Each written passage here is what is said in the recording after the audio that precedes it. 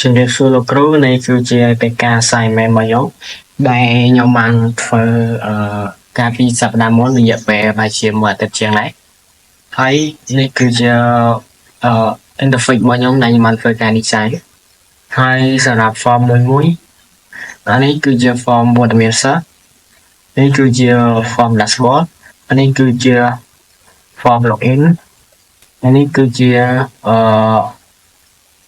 form register អានេះគឺជា form អវត្តមានរបស់សិស្សហើយយើងធ្វើការ add សិស្សចូលចឹងហើយអានេះគឺជា form ព័ត៌មានសិស្សមួយចំនួនហើយនេះគឺជា form ព័ត៌មានលោកគ្រូអ្នកគ្រូវាស្តៀងគ្នាទៅនឹងព័ត៌មានសិស្សដែរវាខុសតែស្ថានភាពឬក៏មុខវិជ្ជាអីចឹងទៅតោះមកខ្ញុំទៅធ្វើការបង្ហាញកូដមួយចំនួននេះខ្ញុំបង្ហាញកូដលោកគ្រូអ្នកគ្រូមុនចុះអត់ទេខ្ញុំបង្ហាញកូដរបស់សិស្សមកទេវាដូចគ្នាវានេះគ្នាទេនេះគឺជាកូដដែលខ្ញុំបានធ្វើការសរសេរមួយចំនួនរបស់ព័ត៌មានសិស្សហើយនេះវាច្រើនដែរនេះគឺជាមានទាំង add នៅ data របស់យើងនិងការ add ចូលនៅក្នុង database របស់យើងនេះខ្ញុំបង្កើតនៅfolder មួយដែលមានឈ្មោះ directory ដើម្បីបង្ទុកនៅ file image មួយចំនួនហើយយើងធ្វើការ add ចូលនេះវា add data ចូលក្នុង database នេះសម្រាប់បើកនៅ image ទាញយករូបភាពនៅក្នុង folder របស់យើងនេះsearch នេះយើងក៏ដាក់វាថាយើងចុចចេញចុចចូលអីទៅវាលោតឈ្មោះមកទេអានេះគឺជា built-in នៃការលុបនៅការ delete ឈ្មោះណាមួយចឹងទៅហើយអានេះគឺជា update ក៏ដូចគ្នានឹង insert data ដែរព្រោះ data យើងផ្ដល់អាញាត់ថ្មីវាមួយនេះយើងផ្ដល់តម្លៃថ្មីឲ្យវាហើយខ្ញុំក៏បង្កើត directory ដូចគ្នាដែរដូចគ្នាទៅ insert data ដែរដូចគ្នាទេហើយយើងបញ្ចូលទិន្នន័យក៏ដូចគ្នាដែរនៅក្នុងការ update នេះ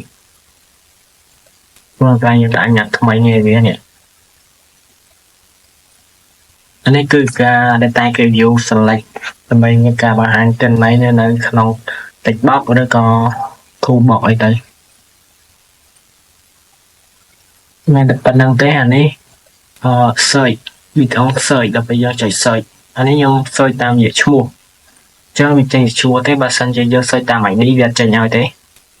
ឈ្មោះខ្ញុំអាចវាយអក្សរតូចឬក៏អក្សរធំបានឬក៏អក្សរភាសាអង់គ្លេសឬក៏អក្សរខ្មែរបានព្រោះខ្ញុំបានធ្វើការដាក់ connection វាជាអក្សរខ្មែរនៅក្នុង database ហើយអញ្ចឹងយើងអាចធ្វើការសរសេរទាំងអក្សរខ្មែរអក្សរអង់គ្លេសបានទាំងអក្សរតូចទាំងអក្សរធំក៏វាចេញដែរហ្នឹងអូខេមានតែប៉ុណ្្នឹងទេយើងទៅមើលការ run យើងទៅមើលនៅក្នុងហ្នឹងខ្ញុំបានធ្វើការបង្កើត class មួយផងដែរនេះ class នេះខ្ញុំដាក់លេខ class data student តែខ្ញុំធ្វើបង្កើត class នេះគឺជា class data student ក្នុង data student ខ្ញុំបង្កើតជាអញ្ញត្តិ ID មាន name មាន gender email អញ្ចឹងទៅដើម្បីធ្វើការហៅយកមកប្រើហើយនៅក្នុងហ្នឹងខ្ញុំបានធ្វើការបង្កើត list ផងដែរ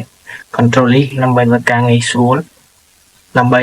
design នៅលើដែលការ preview របស់យើងយកវាទៅការ design ចឹងទៅងាយស្រួលគឺ design ឲ្យវាស្អាតរៀងក៏បដូរវាហើយវាមកយើង ID អក្សរតូចវាខ្លាយទៅជា ID អក្សរធំ name អក្សរតូចខ្លាយជា name អក្សរធំ gender phone email address ទាំងតែវានឹង load នៅលើ header data preview របស់យើងហើយតោះយើងក៏ add អីចូលហើយយើងបដោតតម្លៃវាទៅវិញអានេះក៏ data clear ដែរ data clear អញ្ចឹងខ្ញុំលឿនយកមកខ្ញុំបង្កើតវាជា for x controller ខ្ញុំមិនដឹងថាវានៅក្នុង form មួយណាពិតប្រាកដទេអញ្ចឹងវានឹងដាក់រយយើងហើយយើងក៏ដាក់ឈ្មោះទៅតាម text មួយដូចជា text box បើសិនវាមានទិន្នន័យអញ្ចឹងយើងនឹងឲ្យទិន្នន័យហ្នឹងទៅទេវិញហើយដូចជា radio button ក៏ដូចគ្នាដែរ data maker ឬក៏ text box អីក៏ដូចគ្នាដែរអត់មានអីសាំញ៉ាំច្រើនទេអាហ្នឹងយើងទៅមើលកូដរបស់យើងទៅមើលការ run កូដរបស់គ្នាដែរ ហើយនេះធ្វើការវាយឈ្មោះរបស់ខ្ញុំមកទៀតហើយចំជ័យនេះគឺជាផ្ទាំង dashboard មកធ្វើការគ្រប់គ្រងសិស្សថាមានសិស្សម្នាក់គ្រូម្នាក់អីចឹងទៅហើយកន្លែងយើង add សិស្សចូលព្រោះមានសិស្សខ្ញុំទទួលបានបន្ថែមនៅ form register student ទេចាំនៅក្រោយខ្ញុំឲ្យបន្ថែមវានៅ form register student ដើម្បីឲ្យវាស៊ីជម្រៅជាងព្រោះមានសិស្សទៅទៀតត្រង់នេះវាព្រោះមានសិស្សគឺមានបន្ថែមមានកែប្រែមានលុបគេចង់តែនេះក៏ដល់តង់ថ្មីនេះក៏យើង select ទៅវាមានទិន្នន័យចឹងយើងចុចថ្មីមកវា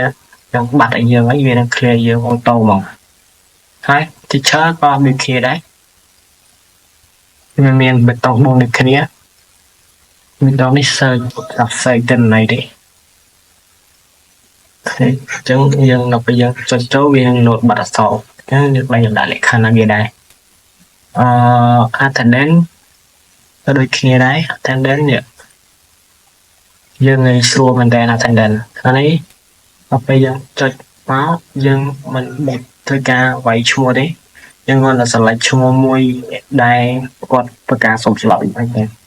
ជាឈ្មោះខ្ញុំអញ្ចឹងខ្ញុំគាត់ select ខ្ញុំ select លើវាចឹងមកតោះមកខ្ញុំធ្វើការចូលច្បាប់ឬក៏អត់ច្បាប់អូខេខ្ញុំ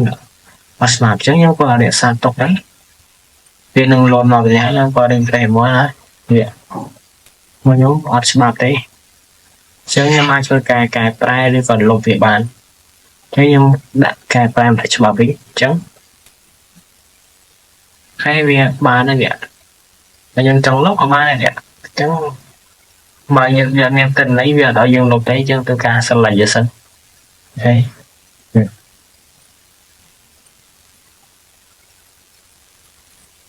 ប៉ុណ្្នឹងនេះសម្រាប់កូដរបស់ខ្ញុំដែលខ្ញុំធ្វើការធ្វើមាន14ហ្នឹង